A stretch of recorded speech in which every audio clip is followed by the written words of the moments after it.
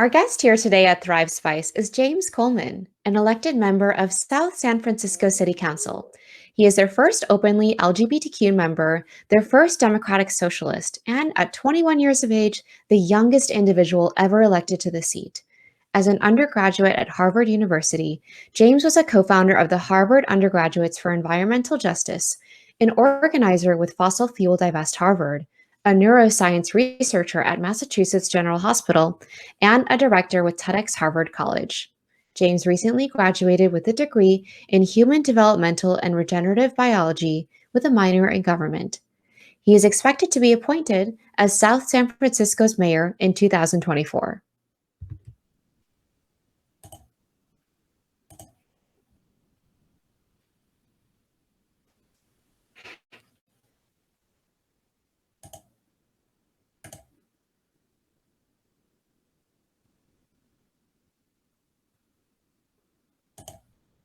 So welcome, James. We're so excited to have you today here on Thrive Spice.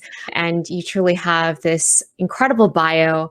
And we'd love to just learn a little bit more about your backstory. You were born to an immigrant Taiwanese mother and Caucasian father. You're also someone who is biracial, bisexual, and self-described as unapologetically progressive. How did your family, identities, and experiences shape your views on the world?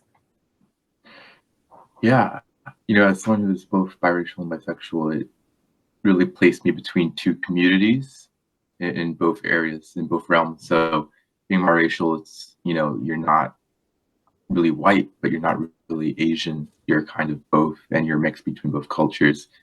And each group of individuals, they don't really see you necessarily as one of them.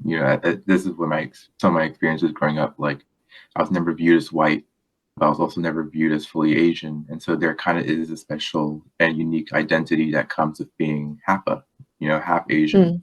And so, growing up throughout my childhood, I didn't really know too many people that were HAPA, but then going on to Harvard University, there's this whole group called HAPA, and it was just full of students who were ethnically ambiguous. And it was cool, talking to people, hearing the same experiences, and really just talking with them about how they also grew up and then their backgrounds too. And the same as being, bisexual, is that you also aren't part of the, not part, but you're also aren't considered like, you're not considered straight, but there is, biracial when it comes to the LGBT community. And that's also something that needs to be talked about and unpacked, is that, it is a very real orientation. And it's not just, like you're picking sides depending on who you date or who you decide to marry. It's, this is who you are and how you are attracted to others. And that's kind of how it shaped my view, is that, being in the in-between space of so many identities, it kind of shared with me, how it feels to be ostracized and how it feels to be not included, even in the groups that are supposed to be meant for inclusivity. And it kind of made me want to make sure that, people are included in these groups, even if they might not fit the specific labels, they should still feel included in whatever you do and wherever you are.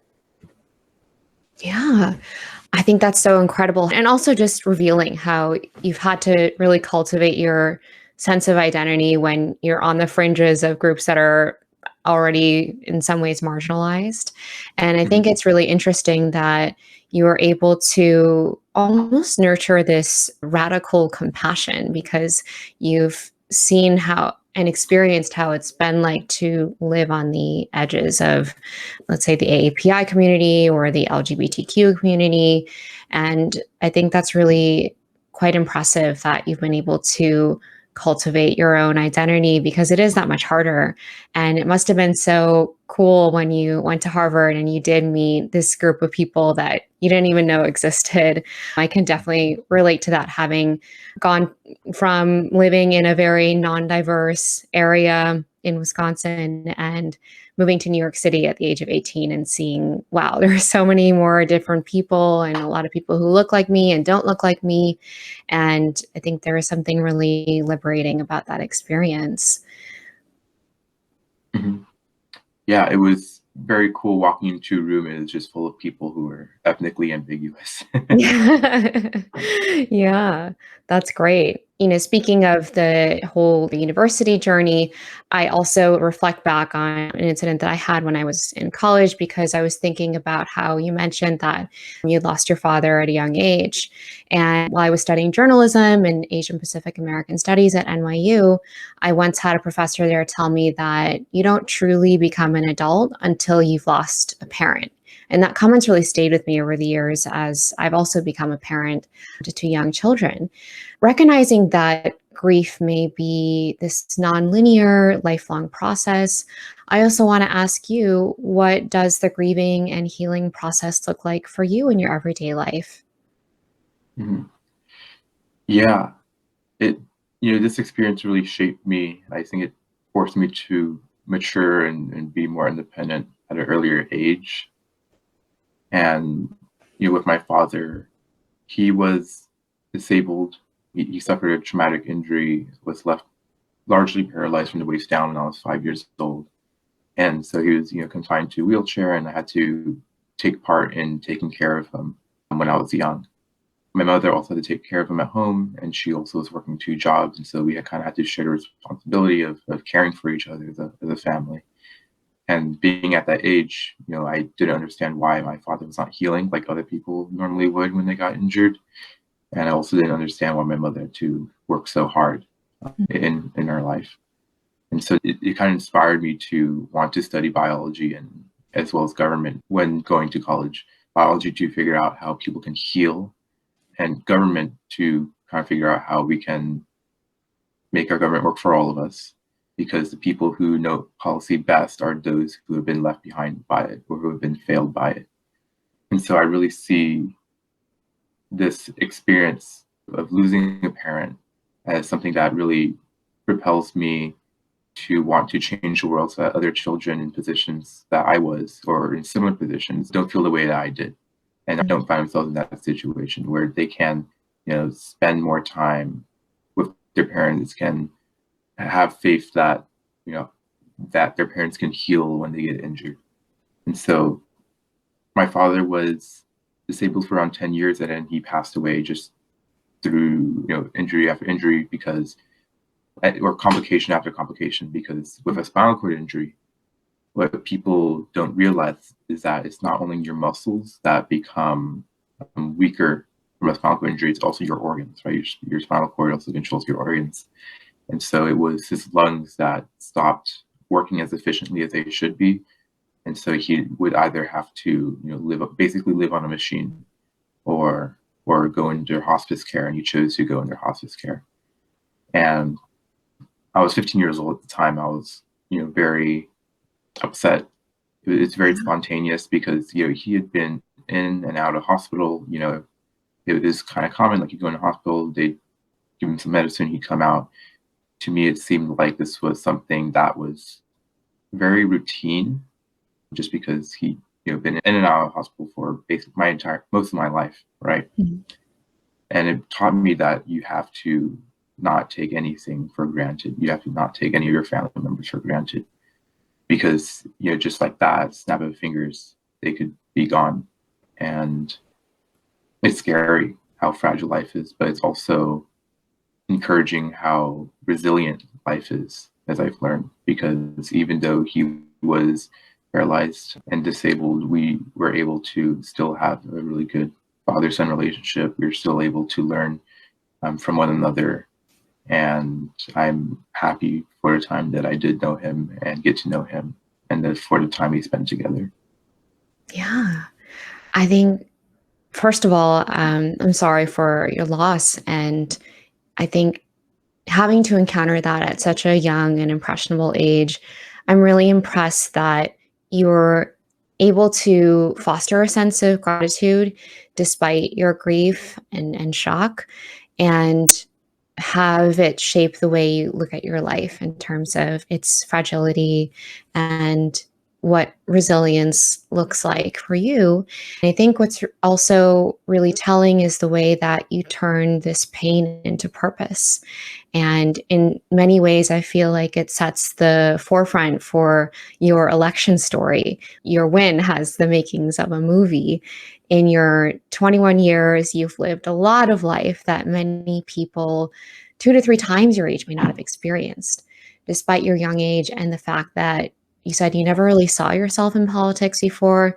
You managed to unseat South San Francisco Mayor Richard Garbarino, an 18-year incumbent who was the opposite of you in so many ways, as a 77-year-old white man who seemed out of touch with many of the issues that your community, particularly BIPOC folks and families, were facing.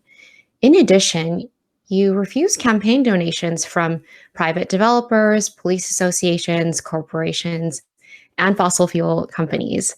How did you do this? This is so different than the traditional political route. And what helped inspire you to maintain the mental fortitude, energy, and confidence along your journey to run without all these traditional support markers of corporate donors? So I guess I could start by talking about how I got involved in politics. Throughout my life, I always thought that I was going to be a doctor. I thought it's just kind of like stereotypical in Asian families where it's like, oh, you're going to be a doctor, and go to med school and go to good college, and then you'll have a very stable career. And so it's kind of expected that I, go to college, be pre-med, go to med school, and be a doctor. So that was my career path for the longest time. And I had dabbled a bit in politics in high school. I was involved with some environmental organizations, going to protests, speaking at some rallies here and there. But going to college, like that's why I majored in regenerative biology, because being a doctor was something that was instilled in me since I was a young child, and also because of my father's situation, as I mentioned earlier, I wanted to learn specifically how people could heal. But at college, I became involved extracurricular-wise with so many other groups, the Harvard Undergrads for Environmental Justice, Fossil Fuel Divest Harvard. I did a lot of campaigning for Bernie Sanders in New Hampshire, as also on the East Coast. I worked with the Harvard College Democrats and Harvard College YDSA.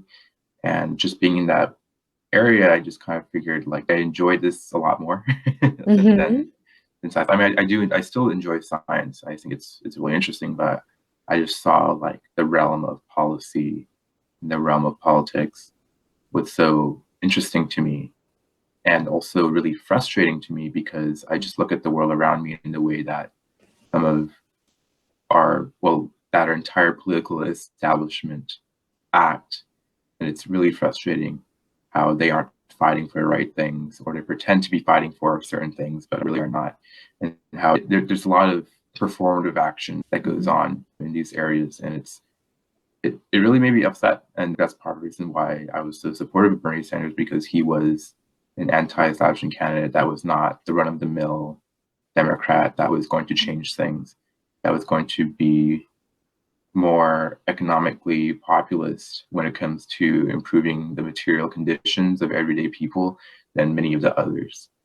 And the way I got involved was first like knocking doors and making phone calls for this campaign. And after that ended, and after we got kicked off of campus, and this is when I was a junior, right? In my junior spring, we were given 5 days at Harvard to vacate our dorms, leave, and don't come back. This at the very start of the pandemic. So we were all kicked out of campus. I came back to South San Francisco, and I still wanted to be involved in local politics. And the same was the case for many of the friends I graduated with in high school. They came back from UCLA, UC Berkeley, UC Irvine, back in South San Francisco, looking for something to do, because extracurriculars were upended, classes were upended. People were really just kind of stuck in their houses, like, what do I do with my life? The pandemic was really hard back in March to June, and I can't imagine if that was the case for the entire pandemic, just literally being confined to your house. But anyway, we started attending city council meetings and school board meetings and seeing what was going on in our local community. And then the murder of George Floyd happened, and this made us really upset. We looked into our own community, and we saw that we had a history of police violence. In 2012, a young African-American child named Derek Gaines was 15 years old when he was killed by the South San Francisco Police Department. And this was someone who was our age when he was killed. He was 3 years older than I was. Many of my friends knew him personally, or they had an older sibling that knew him personally. And so this is very real to us.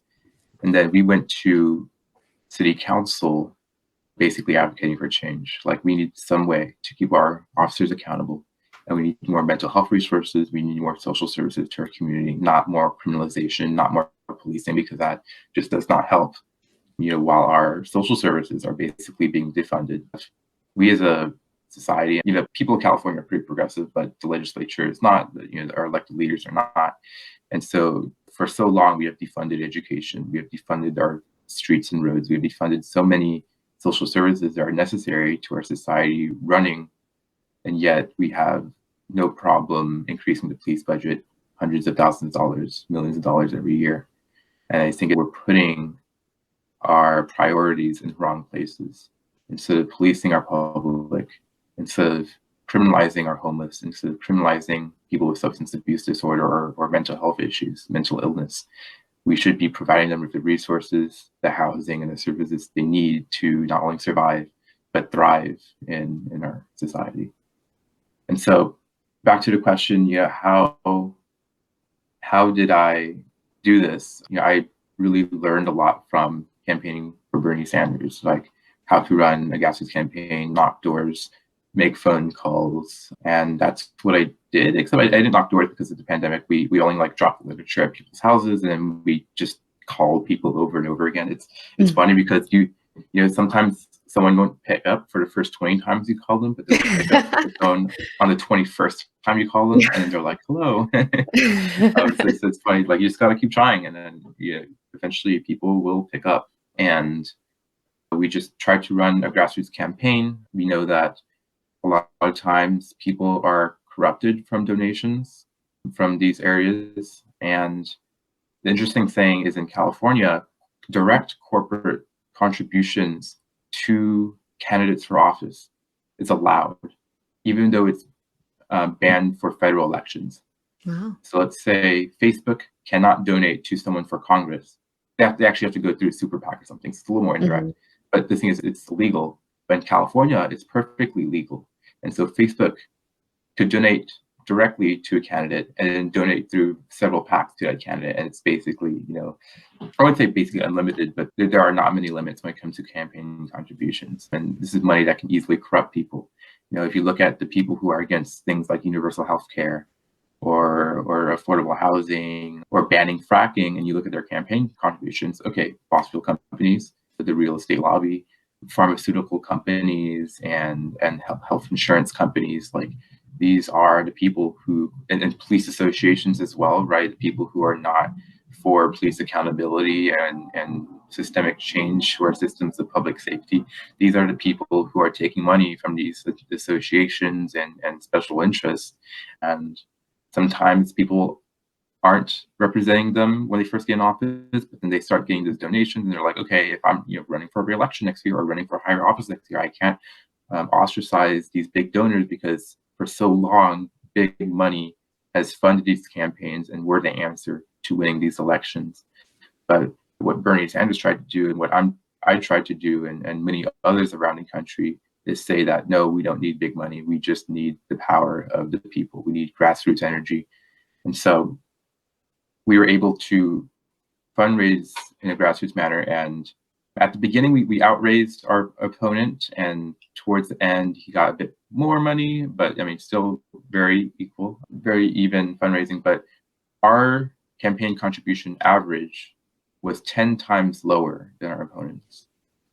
10 times lower. I think his was around $550 was the average contribution. Ours was around 50-ish. Mm-hmm. And so that just goes to show that you don't need someone giving you $1,000, which is the limit in our city. You just need a bunch of people giving $10 or $20. We had broke college students giving me $3. That's completely fine. Everything adds up, and even $3, that's 5 mailers, right, to spread the word. Campaign literature is really cheap, and it really helps. It really makes a difference. And Mhm. so any dollar that you can give, it can really help. And this is, a way that is really revolutionizing campaigns because it's no longer reliant on who can raise the most money. It's who can knock the most doors, or who Mhm. can make the most calls, who can make the most sort of conversations with voters and actually connect on the issues. And I hope that this style of politics becomes more prevalent throughout our entire country, really.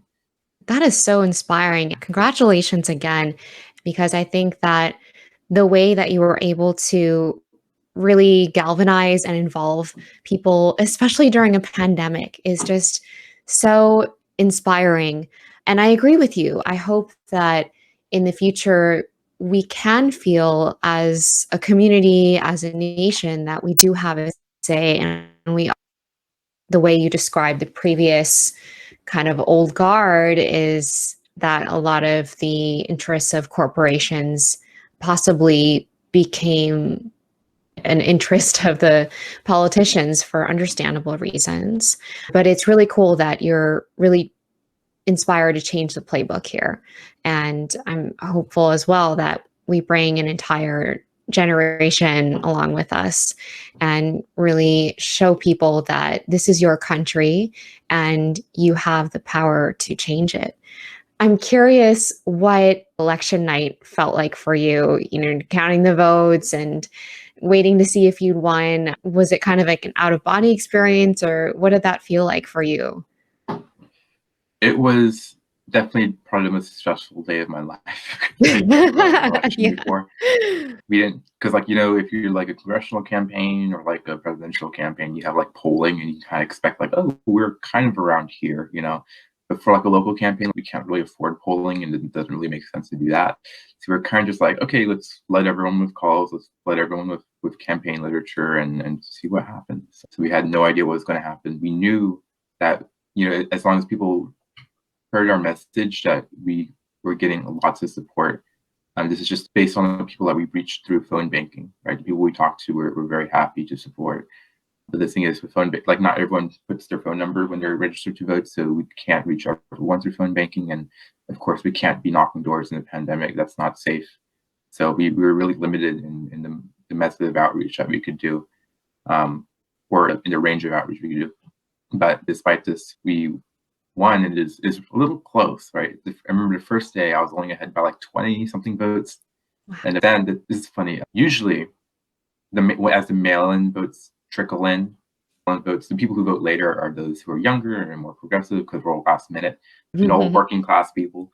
And so the later votes tend to be more progressive up and down the county. And so you'll have people who like start out on election day, like, oh, they're like in fourth place.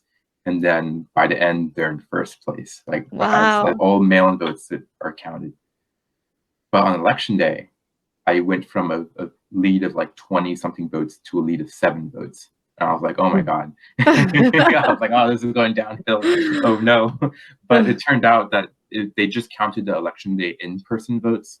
And the people who voted in person tended to be more conservative. They're Republicans who were like, oh, I'll just go out, because they were not necessarily like pandemic deniers, but they're more like less concerned about the pandemic than Democrats and others. But then as the mail-in votes trickled in, it followed that tradition of it being more progressive. And so I went from a 7 vote lead to like a 300 vote lead. And it was just nail biting for, Yeah, I can for a period of around 2 imagine. weeks because it could flip either way. And I knew 2 other progressive members down county, Antonio Lopez in East Palo Alto and Lisette Espinoza Garnica in Redwood City, who also through the mail-in votes, like went from I think a non-winning position to a winning position. Mhm. So congrats to them as well. We love the time it takes to count mail-in votes. That makes it nail biting for everyone involved. Yeah. But there were others that went the other way. Mhm. A progressive candidate that I liked in Millbury went from a winning position to a losing position by only like 15 votes, and just goes to show that every vote matters because like it's literally into tens of votes sometimes, and all it really takes is like talking to your parent, right, or talking to your friend and making sure that they get their ballot in on time to really make that difference. Mhm. I'm curious, as like a coping mechanism, or just what your mindset was during this whole campaign period and the election vote counting. What did you tell yourself to maintain a sense of calm, or did you tell yourself that you were going to win, or it didn't matter if you won or lost? Like, what did you tell yourself to maintain a sense of normalcy or happiness or calm during this time? Yeah, there definitely weren't many calm moments. Let's be I honest. appreciate your honesty on that. Yeah, it was a lot of hectic organizing and trying to get things done, and sometimes we missed deadlines. That was okay. We just tried to get as many things in as possible. And there are a couple things. The first is we filed for candidacy the day before the filing deadline, Mm. and so it was like us or me like hectically driving across the city back and forth trying to get people to sign my candidacy statement, because you need 20 verified signatures to basically be on the ballot, to have your name on the ballot. But sometimes signatures are disqualified, so you have to get more than 20. And so we got 30, which is the limit on the sheet.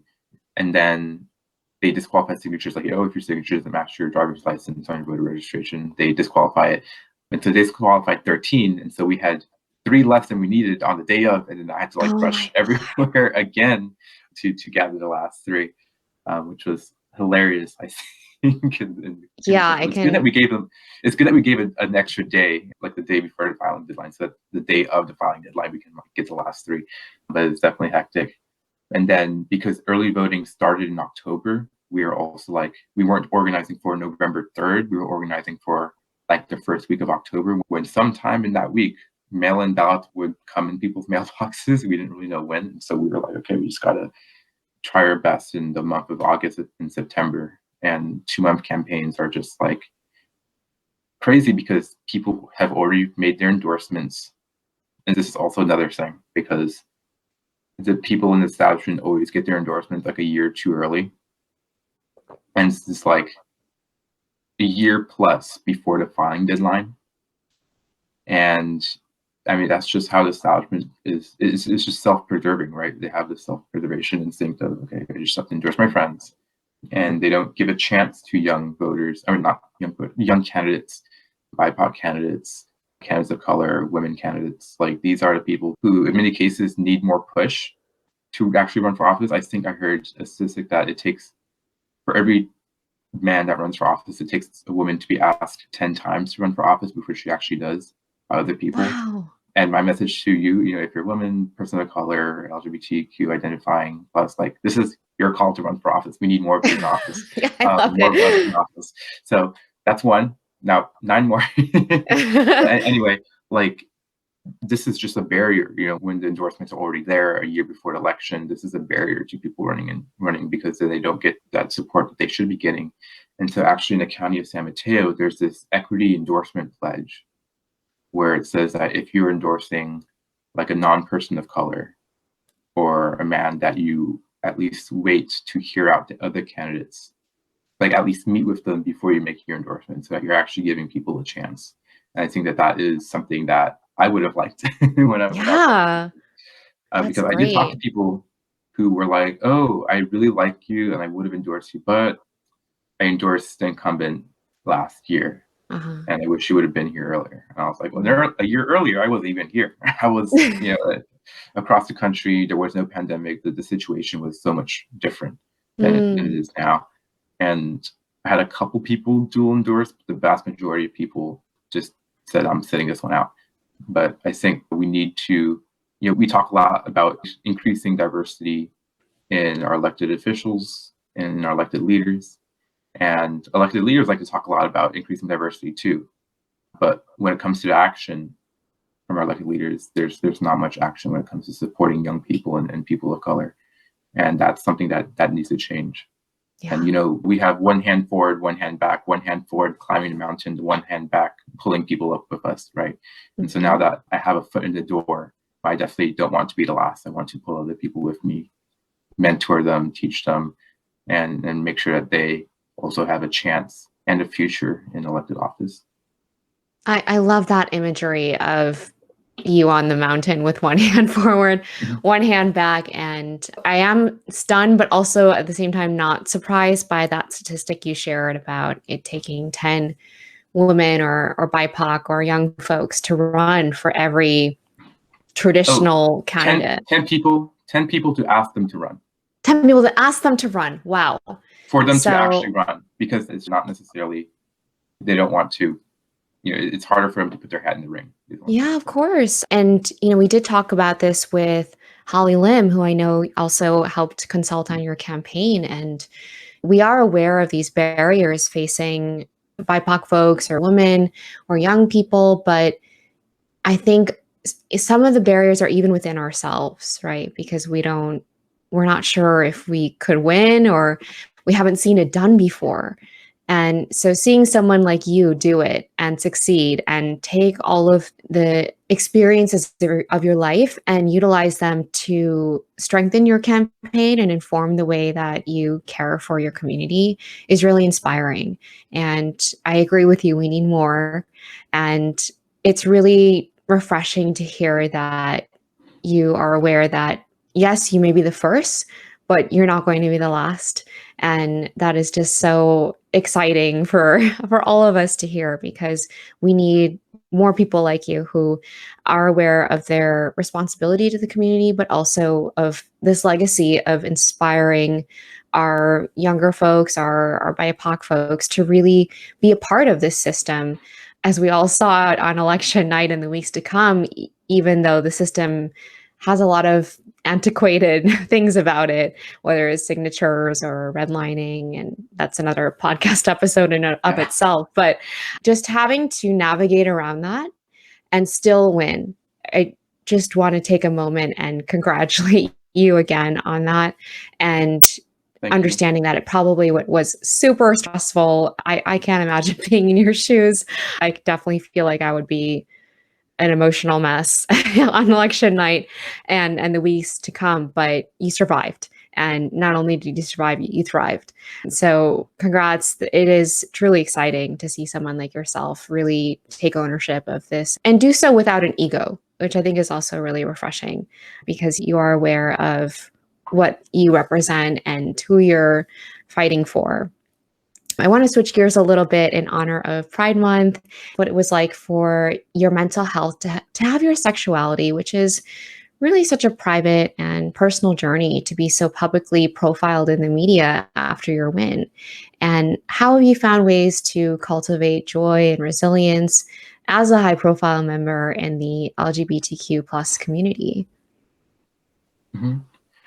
So I think the journey is different for everyone. For me, I was never really public about it. I wasn't closeted, but I was not like public about it. So I never like posted about it.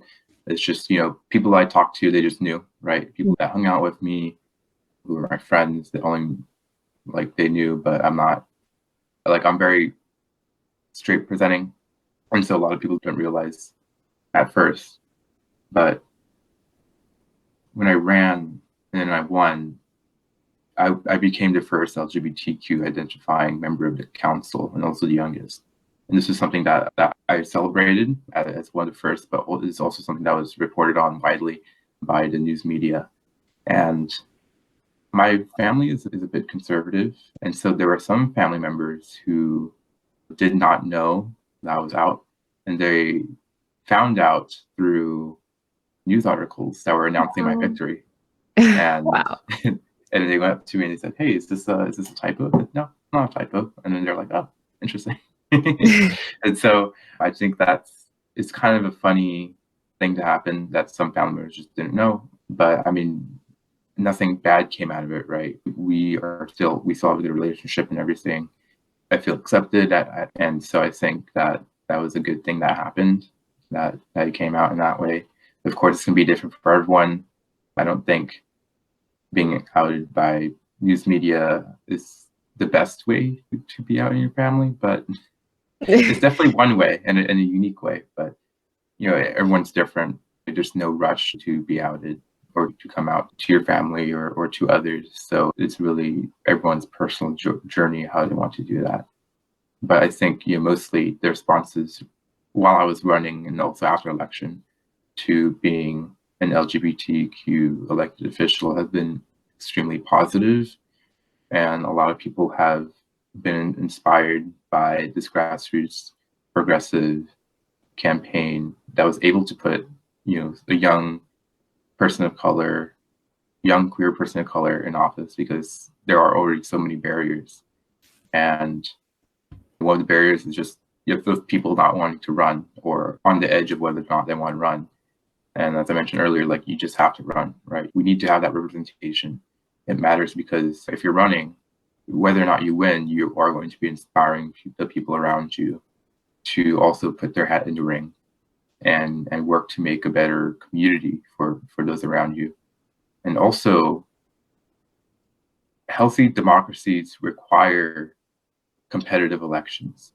And even if you don't win, I mean, of course, you're running to win and you should win. But if you don't win, you are having conversations with voters that otherwise would not be had, and you are asking questions that otherwise would not be asked. And you're actually forcing the incumbent or the other candidates to have these conversations as well, and talk about the issues and actually inform people about what's going on. Because if there's no election, sometimes people just don't talk to their constituents.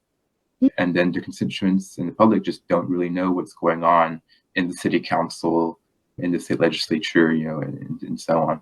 And so it is a way to get more people involved and organize and really build the energy in politics that we need. That's such a great insight. I want to take a moment to settle there for a second, because in a society where we really celebrate the wins, I think to your point of just running and forcing the incumbent or forcing the other candidates to have that conversation, whether it's within their own campaign team or with their constituents, that is the win, because we are trying to advance our society and represent our communities in a way that empowers them. And forcing those conversations is a way of power, even if that person does not end up winning the election. So I think that's such a wise insight and a great perspective for all of us to have as we kind of go through the exercise of, okay, let's say someone wants to run. And so what if the worst case scenario happens and they lose, right? Well, actually, it's not a loss, because think about all the people you met, all the conversations you had, how you advanced the agenda, how you forced the incumbent to also kind of ladder up their agenda and make sure that these topics were being addressed. So it's never a loss in that sense. And I think especially for those of us in the Asian or BIPOC community or young folks who, we might be afraid of failure. I think a lot of people are afraid to fail. I think kind of viewing it as that it's not a binary win or lose situation. I think that would also kind of help remove that barrier to throwing your name in the hat, as you were saying. Yeah. And you can win the second time or the third time or the fifth time, right? Like, you don't, like, there's, like, if you lose, you can always run again, right? Yeah. And you will be running your second time with the experience of having run the first time, because running the first time, you don't know what's going on. You're just kind of going through it. And also having the network that you've developed, you already know some of the voters, so you can spend time learning about the other voters that you might not have been able to reach. Some of these constituencies are so big, like ours was around 8,500 voters, which is relatively small, because congressional campaigns or state legislature campaigns, they're dealing with hundreds of thousands of voters.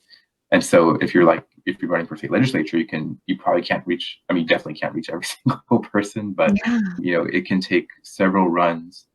This is also extended to Congress and Senate and all that. It can take several runs for you to be victorious, and that's okay, right? And Bernie Sanders in Vermont, I think he ran for several things unsuccessfully before he ran for mayor in Burlington. And then he won by, I think, like 10 votes. Wow. And then look where he is now, right? Yeah. You see knocking doors, and there's photos of her shoes being all tattered from her walking around the district and knocking doors. And she won, not by super much. So a lot of these elections are close, and a lot of them are won by talking to voters and knocking doors, and people trying over and over and over again. And maybe You run for city council one year and you're successful. Maybe next year you run for school board and you'll get a school board seat. So like there are a lot of options and a lot of ways that you can get involved. Right, right. That is so cool. And I think that it is such a marker of resiliency of, okay, maybe if you don't win this way, maybe it's running for another seat, or just viewing it as there's so many other ways to enter this world if that's what you want to do, and picking yourself up after every single time. I think that's so admirable. And it's a trait that will take you very far in your life, no matter what you decide to do. And in terms of allyship and advocacy for the LGBTQ plus community, how can we continue to celebrate, support, and protect the queer experience from a mental and public health perspective? Mm-hmm. We just need to be advocating for more mental health resources and social services, because we have seen, in the decades, starting with Reagan, really, the defunding of mental health services. And that's why we rely so much today on policing for people who are suffering from mental health disorders, from substance abuse disorders, homelessness, poverty. A lot of these societal issues are criminalized rather than actually given services to rectify the issues. And so, in the homeless community, for all homeless youth, 40% are LGBTQ identifying. Wow. And this goes to show that so many youth are housing insecure Hmm. because of their identity, because of their sexual orientation or their gender identity. And that is a very real problem. This has always existed. Back in the 1970s, a lot of people might know Marsha P. Johnson, who was a very prominent figure in the Stonewall Inn riots. Marsha co-founded STAR, which was a house for homeless trans and gay people in New York. And they were able to house, dozens of homeless trans youth in a rundown apartment, really, that they fixed up and provided for people. And today we're seeing so many others pop up that are similar to that mission of providing shelters solely for gay, trans, and others, to make sure that they have a home and are also in a space that is safe to LGBTQ individuals, because sometimes homeless shelters are not the most safe when it comes to your identity, but they're really aiming to cultivate that space to be by and for gay and trans youth. There is this group called the TGI Justice Project in San Francisco, and they're working on purchasing a building that they can use for a trans and gay shelter. There are other examples around the country of shelters being made solely for people who identify as LGBT. And this is one of the ways where we can get people in these areas that are safe and provide them with resources, housing services, mental health resources, and anything else that they need to survive and continue living their life. And so that's one way you advocate for these services rather than policing and criminalization of them, but also make sure that you are calling out your conservative friends and family members who may be saying things that are not the most friendly to LGBT. And a lot of it's not necessarily hateful, but comes in a very microaggressive manner. Like, for example, pointing at someone on the street and saying, "That's weird," right? In a derogatory manner, and saying like, "No, it's not weird. That's just how they choose to express themselves, and that's completely fine." And just making sure that there aren't any, not okay things being said aloud, or in these situations, and kind of fighting for that equality that we all deserve. These are small things, but they can have a large impact, because if people are constantly thinking and saying these things without any pushback, then they're going to continue doing so until they hear that it's not an okay thing to say. Yeah. I think that's such a great approach in terms of legislature and public policy combined with what we do in our daily lives. The point that really hits home for me is your point on safety. And as Asians, we've seen what it's like to fear for our safety with the rise in hate crimes.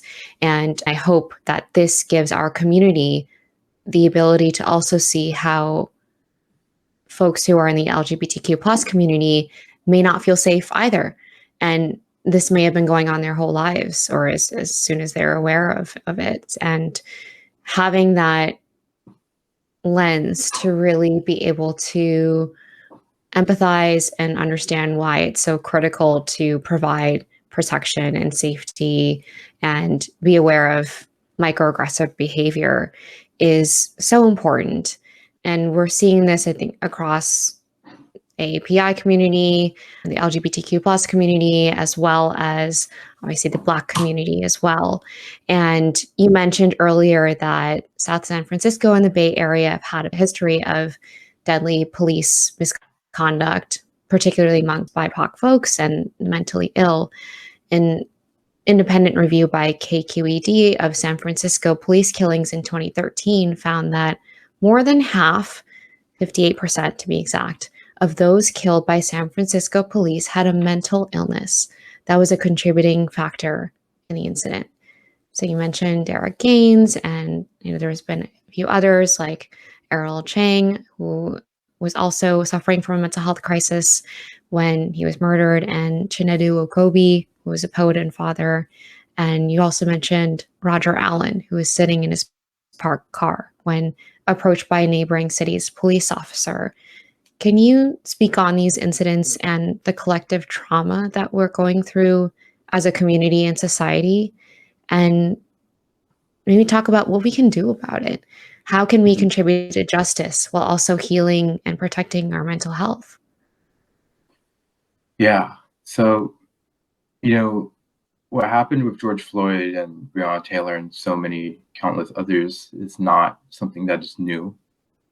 This has always happened throughout American history, from the founding of police departments as institutions meant to catch runaway slaves to those meant to police Black folks. I mean, to this day, but more notorious during the time of Jim Crow.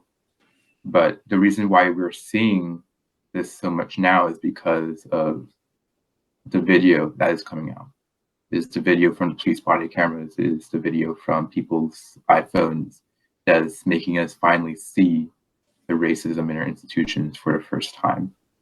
And it's harrowing, right? And ever since the murder of George Floyd, we've seen over 1,000 more killings by police officers in the United States, 1,000. And that's the status quo. We usually have around 1,000 killings by police officers every year. That's expected in our country, which is a shame because in other countries they don't have this issue. In the UK, Australia, Canada, these similar countries, they don't have killings. Well, they do, but it's in the dozens rather than the hundreds. And it's just crazy. We see, and it's not something like a lot of elected leaders like to say, this is something that is characteristic of that area, right? This is just Minneapolis or St. Louis or in the South, but here in the Bay Area, we don't have that problem here. Our police department's good, nothing wrong with them. And yet, that's just wrong. There's so much disparity with the communities of color in the Bay Area. It's one of the worst, especially in San Mateo County, when it comes to our Latinx and our Black residents. They are policed at higher rates than others, and they're also arrested at higher rates and killed at higher rates than those who are white. And this is, to me, an undeniable issue, right? Any police killing is a bad police killing, and there needs to be ways to make sure that it doesn't happen. And this isn't just something that a lot of people might see and think that this is a Black issue or a Latinx issue. This is something that also affects Asian people as well. Mm-hmm. Like you mentioned, Errol Chang was suffering from schizophrenia when he was killed by the police department. What happened was he was undergoing a mental health crisis. The family called the police.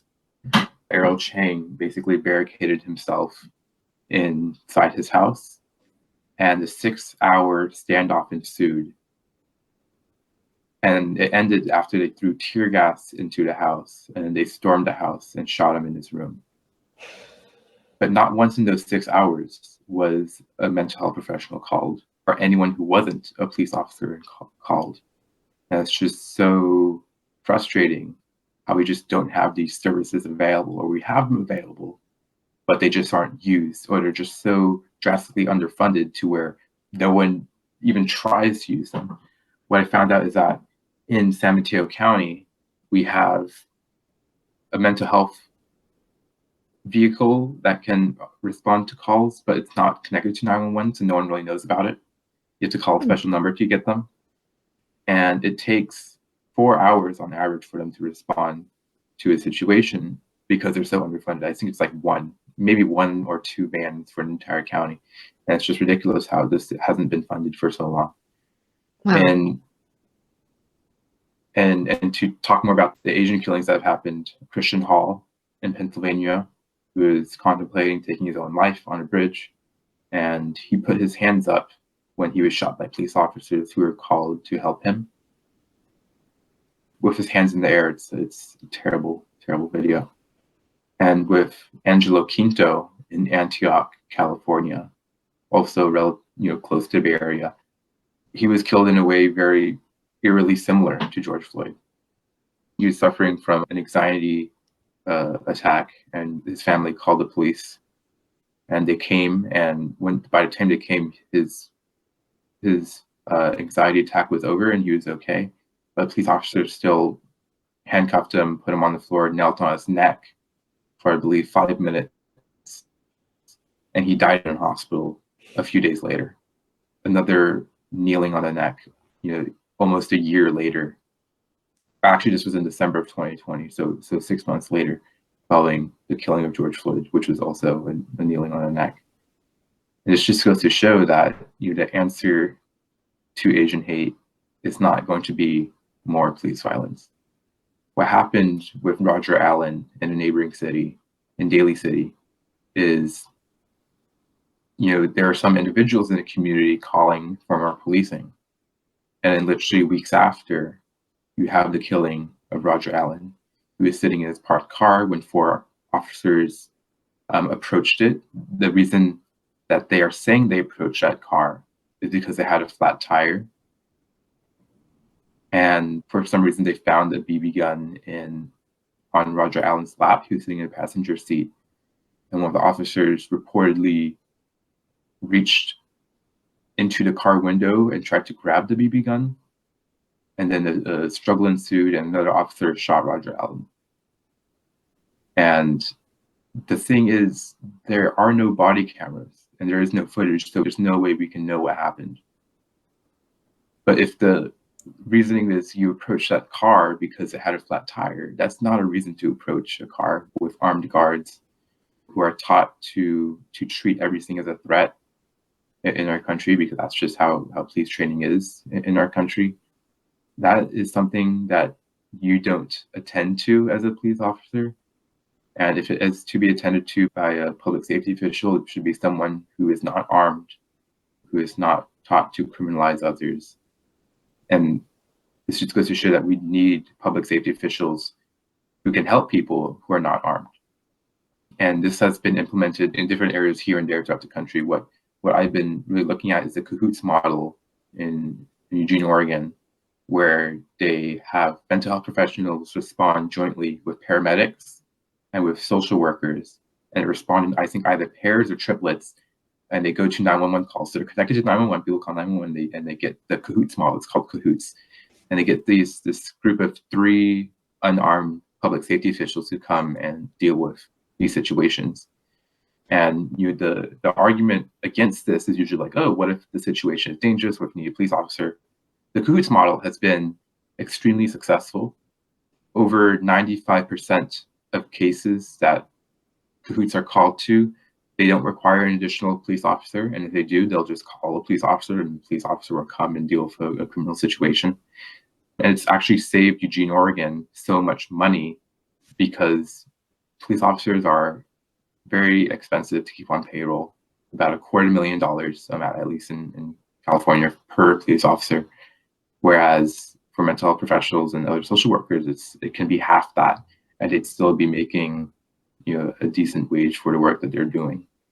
And so we really need to re-envision the way we conduct our system of public safety to where we're providing people more resources and help rather than someone who will just come and criminalize and in many cases brutalize those that are involved. Wow, thank you for sharing all of that. I think per your earlier point on really decriminalizing mental health, like mental health and mental illness should not be a crime. And we really just want to help those who are suffering. We want to help them get help and get better. And if someone shows up with a gun and tear gas, it's going to heighten their sense of feeling threatened and criminalized and unsafe. And it just pains me to hear about all of these incidents. However, exciting to hear that there is a model that is working. I'm hoping we can roll it out to more places and not only save lives, but save money. I mean, that sounds like a win-win situation to me. And I can't agree more that we cannot criminalize mental health, and we really need to help these folks get the help that they need rather than literally killing them when they ask for help. So I thank you for your contributions on this and for really bringing awareness to this, as well as an agenda that really prioritizes that. So thank you so much, James. Again, congratulations on your win.